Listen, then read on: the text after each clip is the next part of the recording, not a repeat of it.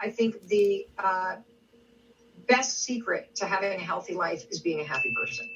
So my attitude about life, my gratitude, my optimism, my positive nature, that is a huge factor for why I'm such a healthy person. In fact, when I got my surgery at the beginning of March, it was like a 5-hour surgery and my outcome was incredible and I healed super quickly. The doctor said it is 1,000% because of your attitude. So the mind-body connection in terms of health is super important. Second thing, my husband has a saying, I'm sure you heard it somewhere else, your abs are made in the kitchen. Your strength is made in the kitchen. If you're putting in your body, it doesn't matter how much you work out at the gym. Seriously. So take a look at what you're eating.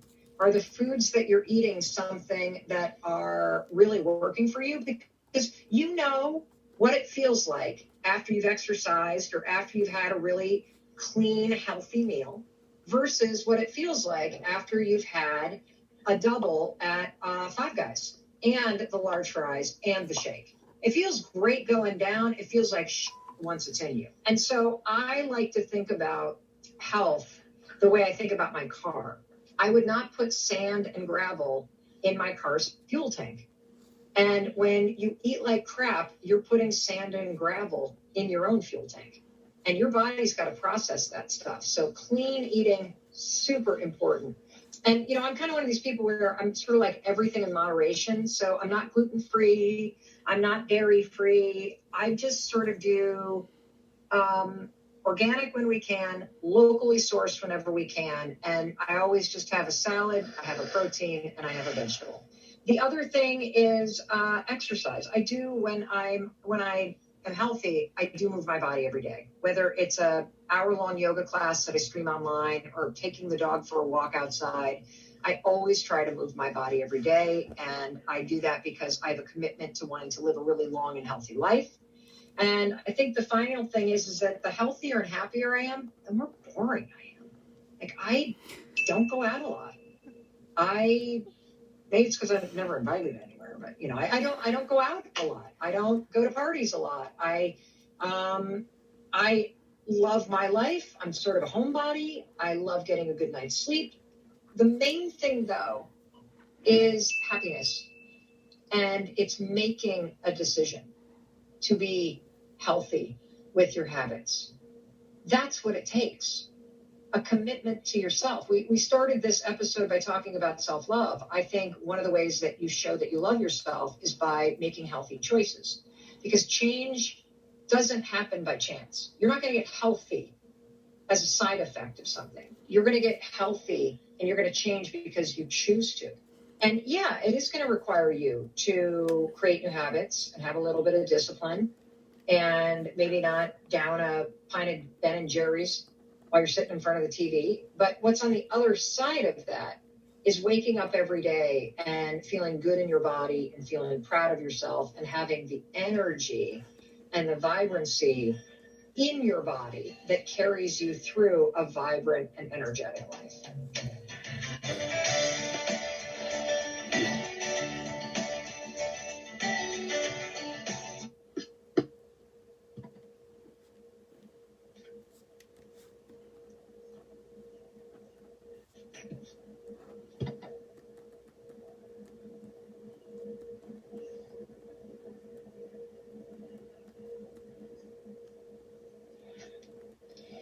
Are you guys there?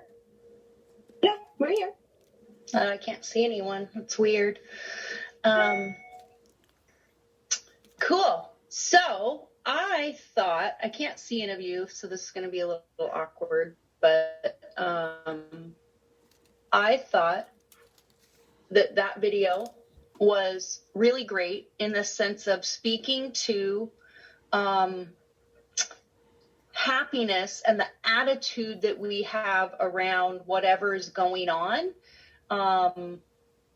that will ultimately help us be more successful. And what I'm curious is, what, if anyone wants to share, like, what was something in that stood out to you? Because typically the the things that stick out when we see a video or read a personal development passage or whatever is kind of, it usually has something to do with an area of opportunity for us as growth, or change, or something that that we may be struggling with or having a hard time with. For me, it was the when you know how good you feel after you have a good meal or you move your body, and you also know what it feels like after you have a cheeseburger or this. And it's not necessarily, this doesn't need necessarily be a nutrition conversation. That just happened to be the thing that stuck out for me, because lately I've been trying to really pay attention to, after movement or after a meal, how I actually feel. So does anyone want to share? Yes, I will share the link to that. I'll share. I think I love how she says that, her surgery, like she got through it and her doctor was like, based on your positivity alone, like you recovered so much better. And it made me it resonated. And then of course she was talking about the nutrition aspect, the movement, your body movement. And I think about the difference between me trying to start and conquer my health journey in the past. And the biggest thing that I have learned in the past 4 years, and I've learned it from, I'm on my phone, I'm scrolling through these faces. Like, I was such a negative person. If you had known me 4.5 years ago or 6 years ago, especially, like I was just a super negative person. And so I learned, and being people talk about like how you grow up and the people that you're exposed to, not just your family, but your friend circle, and what being a negative person is a learned behavior. Like how often do we see kids just like toddling around with a negative attitude? They're obviously reacting if they're hungry, if they're sick, if they're tired, but they don't learn to have a negative attitude until the people around them teach them those things. And so being around you all on a daily basis, I get a daily dose of positivity. And that was the hugest difference, because I tried doing my journey with, just dieting and then free YouTube videos. But it wasn't until that I tapped into the community of our Bootcamp, of this coaching community, and the positivity, and learning how to not only just receive it through y'all, but learning how to tap in to my own positivity, that was a game changer. And that had a huge effect on my personal health and wellness journey. So I'm going to stop talking, but it was, the positivity versus negativity is the biggest change, and everything else is a side effect of that. And I learned that from being here with y'all. I'm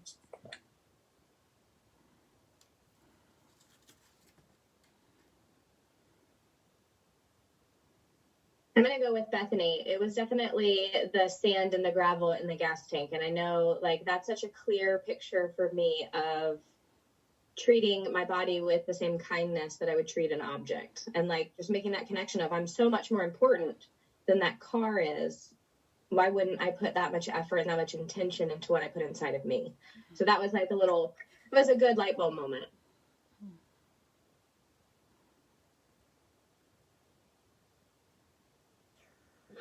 Well, and I think too, something that was running through my head when I watched that was, how many times do we approach our health journey from a place of, oh, I could have done this better, I should have done this, I'm not doing this perfectly, I'm not doing this right, and myself included. And that, and thinking about it from the standpoint of,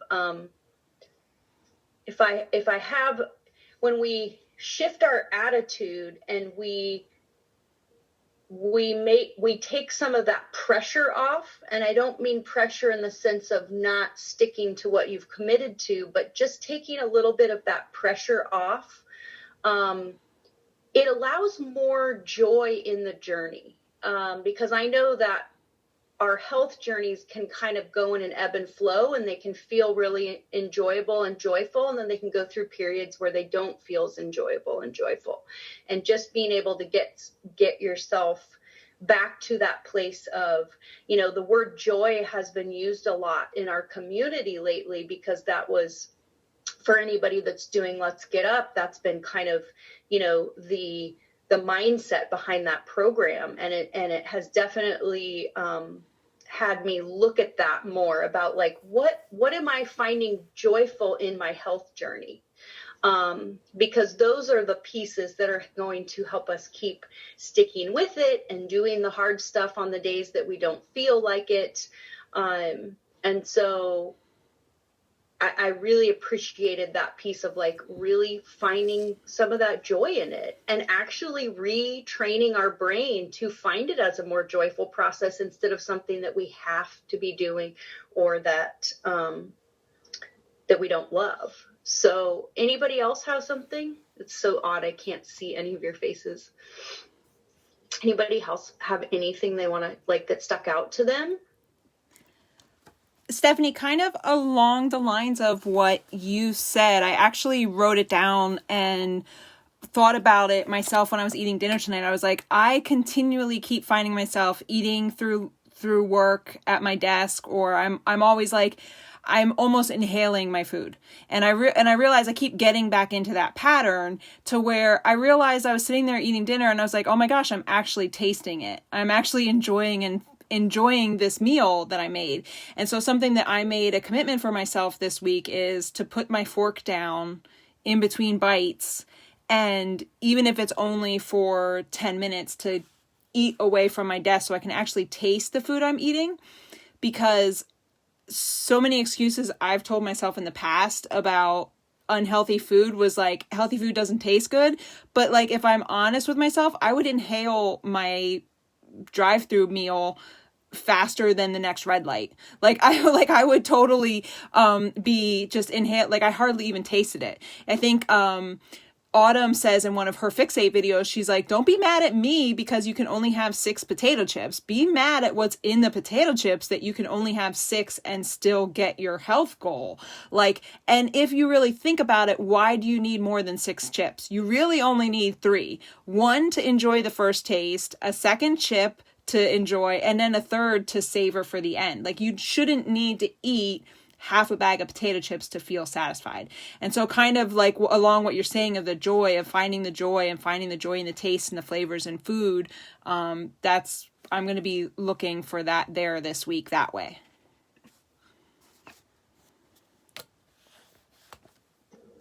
Oh my gosh, I love that. Like setting the fork down and actually enjoying the bite, like paying attention to eating the food. I think that we're in such a society where that's just so rare. Even if we're out to dinner, it's like, you're just, you know, we're mindless sometimes around the food. Like that's, I totally love that. I'm going to copy that this week too. Like set my fork down, take a minute, maybe sit down and eat the meal instead of standing up. And that sand and gravel kind of gave me the visual of that. Because if we think about, our bodies are so miraculous of what it's actually doing with food, how it's actually breaking it down. And if I'm just gulping it down in 3 bites, my body is tearing that apart to build it into cells and put it through the whole system. Like my body will go through and do a better job if I give it that high grade, like not the gravel, if I give it like actually chewed, spaced, like consumed. Yeah. So I'm feeling good about this week. I love that. And, you know, I read that in a personal development a while back. I don't think that that's necessarily like a Mel Robbins original there, because I don't remember. I'd have to look what book I read it in, but along the mindset piece around, you know, dirt and gravel also. It's like, you wouldn't put dirt and gravel in your gas tank. Like, why would you put it into your mindset? Like, why would you fuel yourself and your mind with that stuff? And it made me think about even how we start the day, or do we wake up and grab the phone immediately and start looking at, social media, or like what is that? What type of, are we putting sand and gravel into our mindset as well? Because that mindset also is going to trickle right over into the food choices that we make, whether we get the movement in or not, how we show up in our day-to-day life, what type of attitude we're bringing to the table each day. That's good stuff. Even if you're not wanting to share, I do want, I hope everybody can kind of take what stood out to them in that video, so that you could head and venture into this week knowing that if it's something that stuck out, that it might be an area of opportunity for you to pay attention to. The same way that everybody that has shared has connected those dots, like, hey, this is what stood out to me, and here's why. Here's where I found myself, kind of heading, off the pathway a little bit. And share that with your coach. Like, lead in and use your coach, use your resource, and let them know. Like, in fact, I challenge you to message your coach, whether they're on the call or not, and just say, hey, like, here's my focus this week. And, I realize what my focus this week is going to be, because I'm connecting the dots between what we discussed on the call. And hold your feet to your own fire with that this week, and see how your week goes differently. I know for myself, I'm going to really focus on what my attitude is every day. What attitude am I bringing to the table with work, health, relationships, all of that stuff, and see if it feels different, and see if the health journey feels different at the same time. Anybody else want to share? I'm looking at the wins of the week too over here.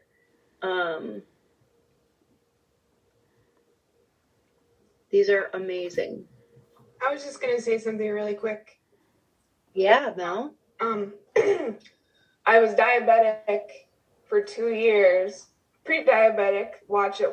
Then I became diabetic, was on multiple meds, and still, okay, I can do this on my own. I saw a diabetic nutritionist every few weeks or something. Okay, I can do this. Didn't do anything, kept getting worse and worse for 2 years, until one late Wednesday night I ran to the ER because I was feeling horrible, and I was hospitalized for 5 days and had to start on insulin, multiple shots a day, and it was horrible. And when I thought I could do it alone, even with professionals' help, not checking in on me or anything like that, but they were still providing, what I should need. It wasn't until then, a few months later, after I was hospitalized, that I joined with a coach. And so her positivity and that community made the big change. It's these little everyday check-ins and stuff that we have that really make the big difference. Do I see the nutritionist? Yes. I still see her every 3 months, but it's the community and the positivity that have really kept me going and wanting to be better.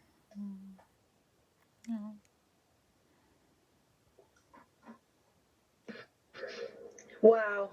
I mean, you guys, if that isn't something super powerful, I don't know what is. That's life-changing stuff right there. That's incredible. Thank you for sharing, Mel. That's wow.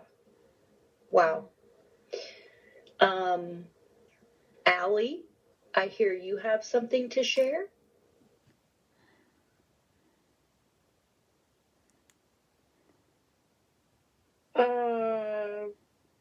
I started UR this week, and today's day 7. I'm down a total of 7 pounds, so I'm looking to see what the rest of the next 2 weeks has. I'm loving the food, though. It's so good. And So she has much a lot of food, her huh? family eating the yummy food as well. So she's like sharing this and like paying forward to her whole family, and all her family's like trying the things. I'm just so proud of you. Oh, thank you. Wow. Oh, and my kids love the cabbage tanks. Oh, that was so cute. That's awesome. Tell them about the cabbage. Oh, wow, that's awesome. incredible. Wow, good for you. Looks like a cute movie. Oh my god. These are amazing, you guys. I mean, I don't know about you guys, but I feel like super inspired by all of your shares to like really make it an awesome week all around. So thank you. Yes. And I don't want to keep us all on here too long. Anybody else have anything they want to share? Any questions? Anything? I have an ask of everyone. I'd like to do like a team promo check-in video about Let's Get Up. So if everyone can send, you can send in the Success Club or just send it to me directly. But I would love a like quick little 5-10 second one thing that you're loving about Let's Get Up, or that it's offering or helping you. Maybe you talk about joy. Maybe you're talking about a scale or non-scale victory. It could be about the community versus the program, but something that specifically around your Let's Get Up experience. It can be a peripheral thing that you're taking away. And if you want to hold up a sign and write it, or if you want to video it, it can be, I'll make a mix, but I'd like to kind of do, and if you have some progress pictures, you can send that as well. I'd like to kind of do a little, like a little promo video, if that makes sense, where we're just kind of sharing what we're loving so far. We're like halfway through, a little over halfway through most everyone. And so we can kind of like start teasing out what we love about it. Does that sound good? You could ask your boot campers and your clients and coaches, especially if they're not on the call. So it can be a mixed modality, or you can do it both ways if you're like, I don't know which way to do it. And then maybe a couple like little, if you have done any of the shareable moments, so they should be like 15-20 seconds, right? Like, so nothing long, because I'm going to be putting this into like a 2-minute video. So if it's, you want to keep it short and sweet, but make sure it's all vertical. Okay, so they'll need to be like IG story, not landscape. Make sure it's not blurry and dark. I won't use it if it just looks really like you can't really, if there's a light behind you. So try to make it look good. If you want to do your hair, and not while you're dancing, but like if you want to have an excuse to look a little extra cute or handsome for this, we'll make it look really nice. I mean, you don't have to get dressed up for your dance workout, but unless you wanted to. So that was my ask. If y'all can share that would be awesome. And thank you, Steph. Yeah. When do you want those by, James? By tomorrow evening, please. Okay. Time before early, first part of the week, because I won't be able to work. I won't work on this. I want to have it all done before I leave for Hawaii. Okay. Perfect. Well, yeah, you guys, I'm just going through this chat. It's so awesome. You guys are awesome. Thank you for making my night. And if somebody wants to snap a photo, feel free. I cannot see any of you. I can only see myself, and all your block boxes are black. I don't know what did I do, but, and then I hope you all have a wonderful night. Thank you, Stephanie.